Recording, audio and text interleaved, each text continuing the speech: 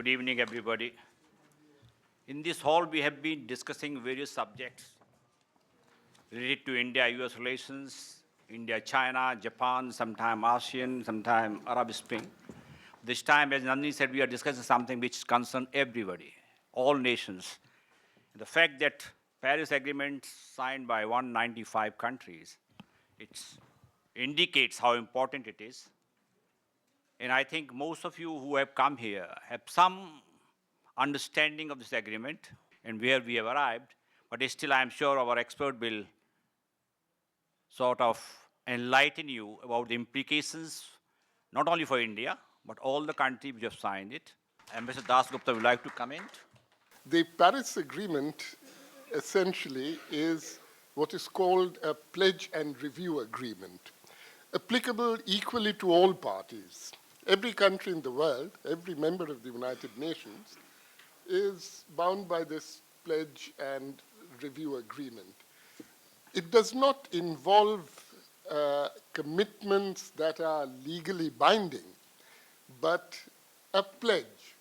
In other words, there's a certain moral responsibility for implementation, and there are provisions for periodic reviews, which means that you will be under the scanner. This essentially is the essence of the Paris Agreement, and it's a major change in the nature of the international legal regime governing climate change.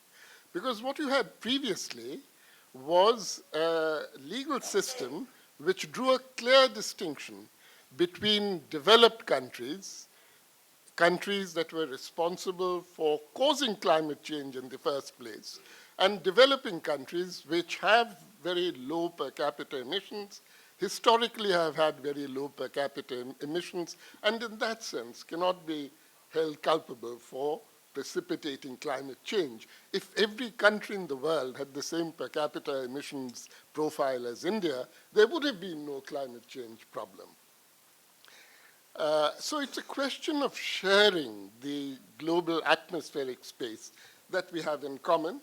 And here, as I said, there's a very significant change which the Paris Agreement introduces. Instead of legally binding emission reduction commitments for developed countries, developing countries are required only to frame policies and plans for coping with climate change and to report on them periodically, but there are no legally binding obligations. Secondly, there is a binding obligation on developed countries to provide finance and technology that used to be there. It's been greatly watered down now. So that is the Paris Agreement. And now I come to this question of, how exactly we got there. It didn't happen all of a sudden. For over a decade, beginning at least since Copenhagen, if not earlier, we've seen a process in which developed countries, through a process which could be described as salami tactics, slice by slice, caused, how shall I say, a degradation of the previous legal regime governing climate change. And at Paris, actually, the Indian delegation was able to claw back some lost ground, in particular to bring back this principle of common but differentiated responsibility. Having said that, it was in some senses, somewhat illusory gain, because what you have lost is the concept of historical responsibility. And that means essentially that the focus now is entirely on the emission space that is now left, the atmospheric space that is now left for other countries. And while there is no obligation, commitment for developing countries even to peak, certainly the focus will be on how soon you can peak. This is the essential thing. Now, I think the implications for India will be particularly serious, not merely because India is a developing country, but because we are in a developing country in a very special position. India is the poorest of the major economies. or of the so-called emerging economies. China, Brazil, and South Africa have much higher per capita incomes, per capita energy consumption, and therefore per capita emissions than India has. In fact, China and South Africa are approaching the EU level of per capita emissions. India has a long way to catch up with this. Therefore, let me give you a few facts here. Our current per capita emission, our per capita energy consumption is 1/3 the global average. Not 1/3 the average of the developed countries, 1/3 the global average. And this is comparable to the energy consumption, per capita energy consumption in the African continent. I said roughly. I do not mean slightly higher. I mean slightly lower than the per capita average in Africa. 25% of the total increase in energy consumption up to 2040 is expected to be from India.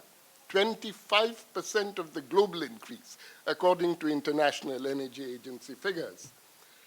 And even then, by 2040, our per capita energy consumption will be only 60% of the global average. So in a nutshell, you have the implications for India. You are going to be under the scanner. You have to be very, very careful about the nationally determined contributions that you spell out.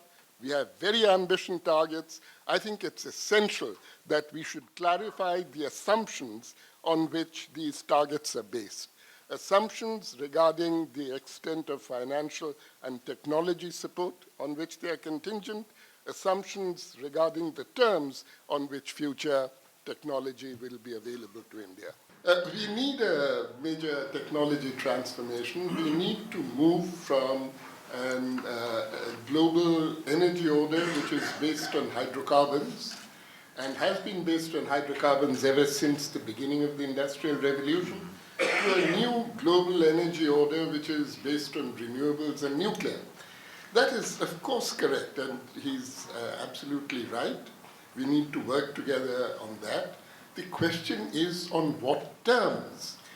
The question is who pays for the transformation? Now, under the old legal regime that we had in climate change, the developed countries, or more particularly the OECD countries, had a responsibility for providing this technology on non-commercial terms to developing countries. Under Article 4 of the Framework Convention, paragraph 3, they were required to meet the, quote, agreed full agreed incremental costs of technology transfer. The thing now is that this has been greatly weakened under the Paris Agreement. The cost of these measures is being shifted to the shoulders of developing countries.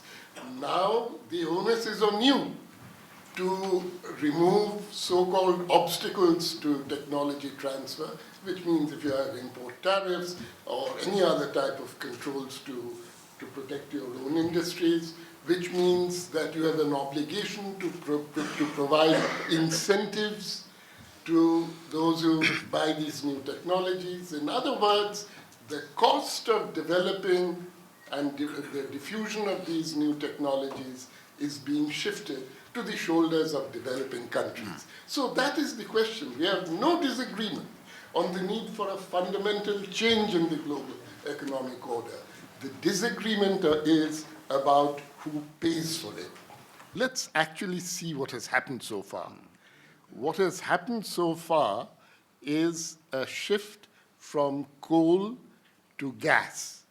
This happened in Europe, in Western Europe, in the late 80s, early 90s, and this is what allowed the European Union to take the lead, preening themselves for having brought down emissions, because they shifted from coal to gas, which made economic sense. It was cheaper once you had these discoveries in the North Sea. We are seeing a replication, a replay of the same game in the United States. because of the shale revolution, gas is now cheap. And what the US emission reductions, which are projected, are based on the fact that 30% of American power plants, which are based currently on coal, will shift to gas because their lives will phase out in the next few years. Thank you.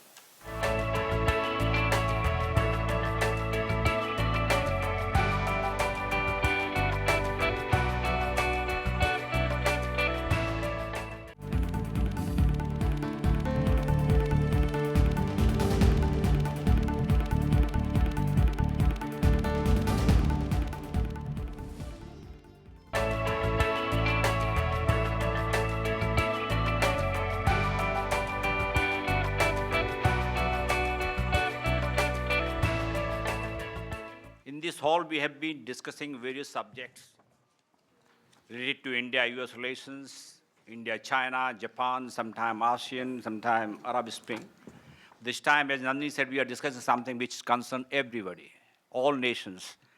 The fact that Paris Agreement signed by 195 countries, it indicates how important it is. And I think most of you who have come here have some understanding of this agreement and where we have arrived, but still I am sure our expert will sort of enlighten you about the implications, not only for India, but all the countries which have signed it.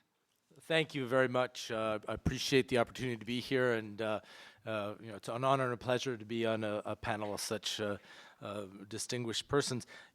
Since it says, and being global partners means confronting the urgent global challenge of climate change. With rising seas, melting Himalayan glaciers, more unpredictable monsoons, cyclones getting stronger, few countries will be more affected by a warmer planet than India. And the United States recognizes our part in creating this problem, so we're leading the global effort to combat it. And today I can say that America's carbon pollution is near its lowest level in almost 2 decades. I know the argument made by some that it's unfair for countries like the United States to ask developing nations and emerging economies like India to reduce your dependence on the same fossil fuels that helped power our growth for more than a century. But here's the truth. Even if countries like the United States curb our emissions, if countries that are growing rapidly, like India, with soaring energy needs, don't also embrace cleaner fuels, then we don't stand a chance against climate change. So we welcome India's ambitious targets for generating more clean energy. We'll continue to help India deal with the impacts of climate change because you shouldn't have to bear that burden alone. But of course, turning a commitment into reality is going to be a challenge across a wide range of issues for everyone. I think the agreement in Paris was difficult to achieve. Hard discussions and hard negotiations went on. But this is a threat that faces not the United States, not India, doesn't face China, doesn't face Russia. It faces humankind. It faces all of us as a human species.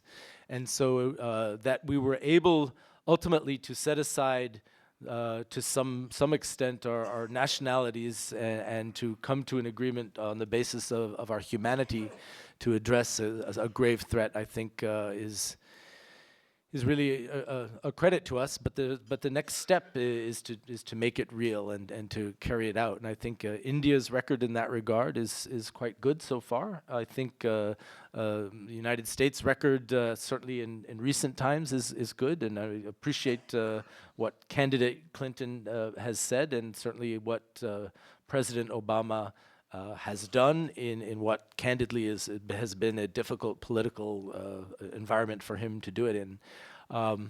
The question about finance and technology transfer is one that is an ongoing discussion, and absolutely the United States has stepped up and will step up further on all those issues.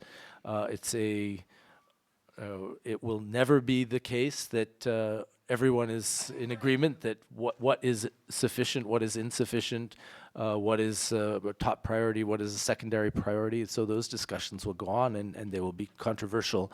But that role is a critical role, is undisputed, and how it plays out in the future. I don't have a crystal ball, but I think the signs are actually quite good. I have to say that the commentary that I've heard makes me quite sad, because it really does reflect a return to the us versus them, north versus south, developed versus developing. I've described a problem that's a human problem. It's not an American problem, it's not a Guatemalan problem, it's not an Indian problem, it's a human problem. Now, we talk about a right to development. Absolutely, there is a right to development for humans. Not talking about Indians or Africans or Americans or Russians. But what has to be recognized, and I think Dr. Narain actually is getting at this in a way, although she's making it very personal between two countries. But what she's getting at is that when you talk about carbon space, what you're saying is that the old way of developing, the old way of having an economy based on massive consumption of carbon in order to provide energy, it simply cannot go on if we are going to keep the global temperatures under 2 degrees centigrade or under 1.5 degrees centigrade. There has to be an absolute transformation globally, not by the North and not by the South, but globally, if we are all human beings to have a future. And I think about, I have a granddaughter. I have another granddaughter on the way. She will be affected in the United States. There's not some little bubble over the United States that says, well, because we're a developed country, we're not going to be affected. It's not to say that India is not likely to be more affected. When you think about the monsoon, the impact on India's economy if the monsoon is dramatically affected will be enormous. But no one ever imagined seawater in the subways of New York. So this is something that is a global problem, requires a global solution. And pointing fingers north and south and pointing fingers India, United States, that doesn't help. Working together is what's going to help. And we can work together, we will work together. And our future, I believe, will be positive, because I believe there will be a transformation of technology. But I think that's a constructive way to look at the problem, and I prefer to look at it in that way. Thank you. Now, Sunita ji, now let me refer to what the host said. My view is that Paris Agreement is not historic and it is not ambitious. It is actually an agreement that we should understand will have huge implications on parts of the world which still remain poor. Because what we have done is to change completely the architecture that existed in the past, but what we have replaced it with is not a robust architecture which will bring us the kind of reductions in emissions that we require. And we certainly have lost every concept or every iota of climate justice. In fact, what is ironical is that the Indian delegation has been patting itself on the back, including, I can see Ambassador Dasgupta, and what they have got is words that actually say that climate justice is important for some. And it is in a paragraph that talks about the oceans. So I think it's important for us to understand exactly what has happened in Paris. It's important because, as I see it as an environmentalist, climate change is very important. Countries like India are definitely going to be severely impacted because of climate change. We need an effective agreement. And for the agreement to be effective, we also need an equitable agreement. Now, what has happened in Paris? What has happened in Paris, which is actually good for the planet, is that the world has agreed to cap temperature increase at 1.5 degrees centigrade rise.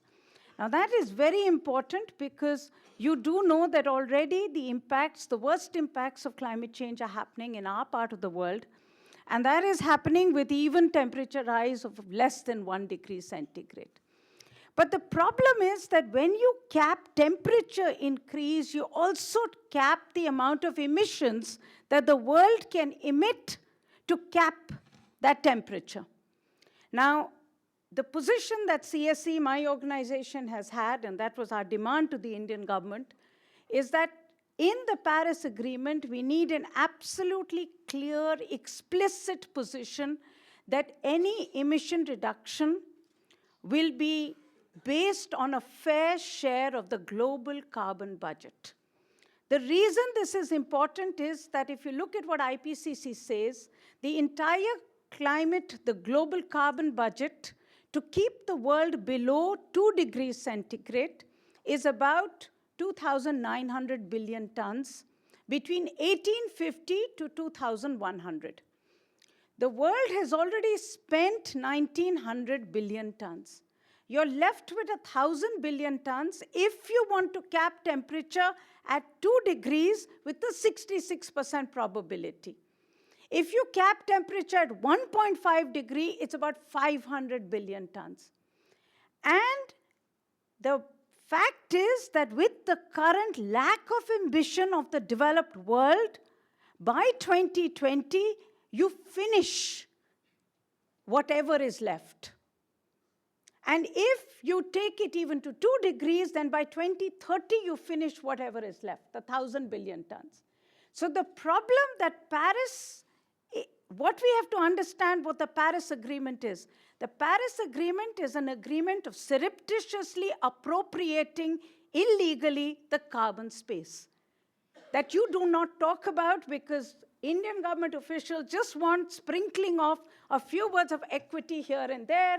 And as long as we do not operationalize equity, we do not actually get anything in terms of being able to secure our right to development for the future. And that's what we have lost in Paris.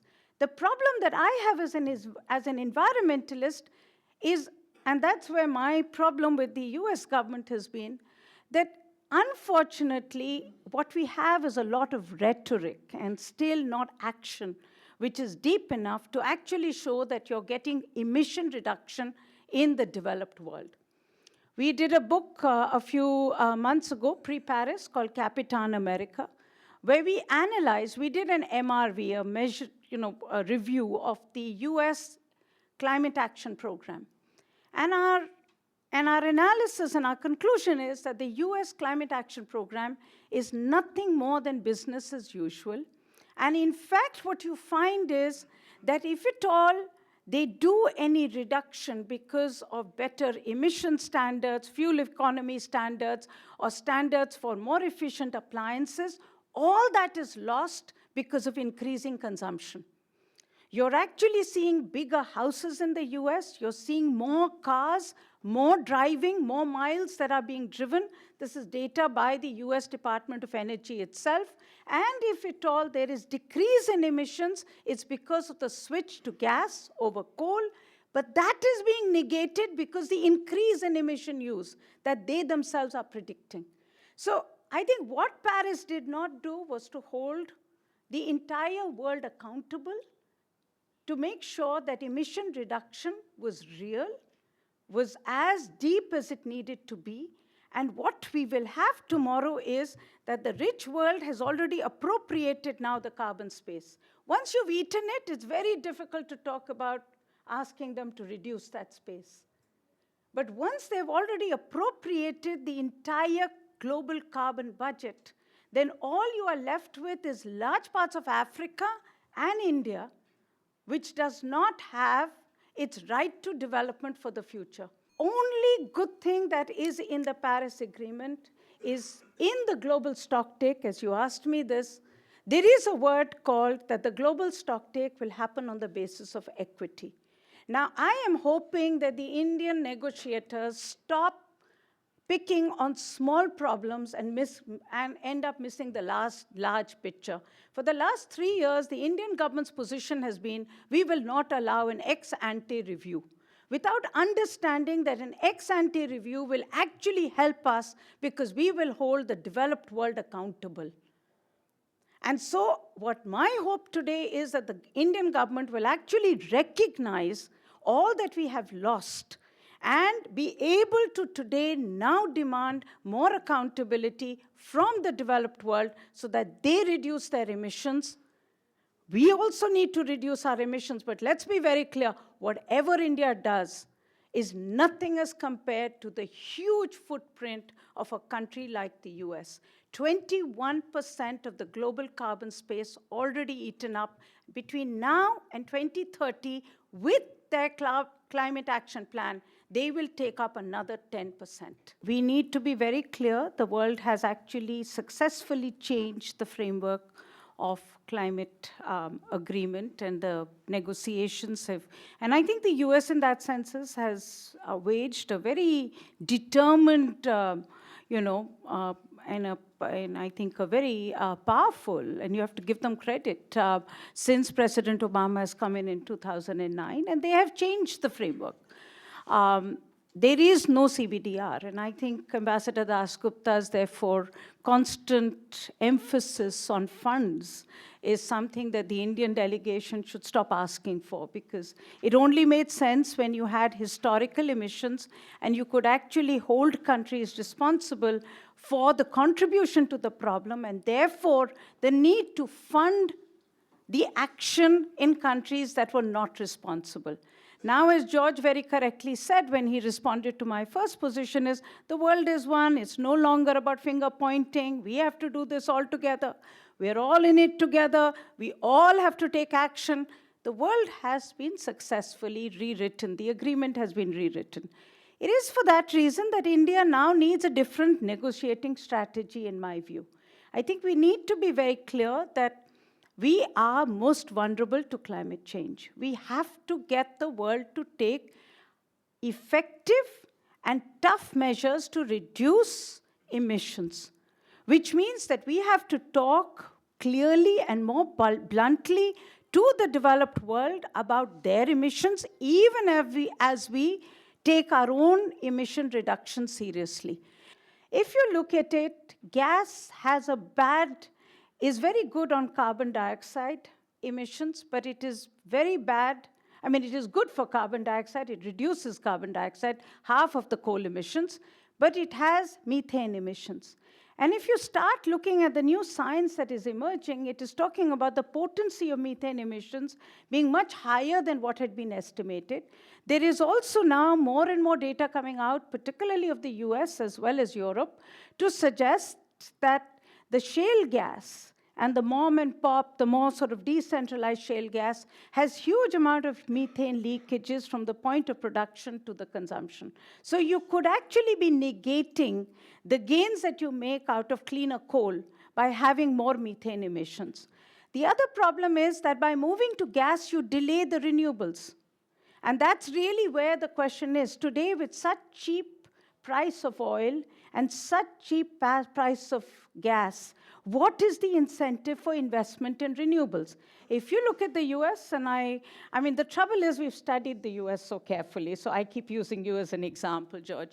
But in our analysis of the US, it shows that even in 2030, only 15% of US energy will come from renewable sources. Now, and the investment in renewables is actually going down and not up. And the reason is it's no longer economical because oil and gas is so cheap. So I think those are the real issues that we should be talking about in India because, as I said, we are most vulnerable and we have to make sure that the world actually does emission reduction, walks the talk, and not just talk the talk. Thank you very much.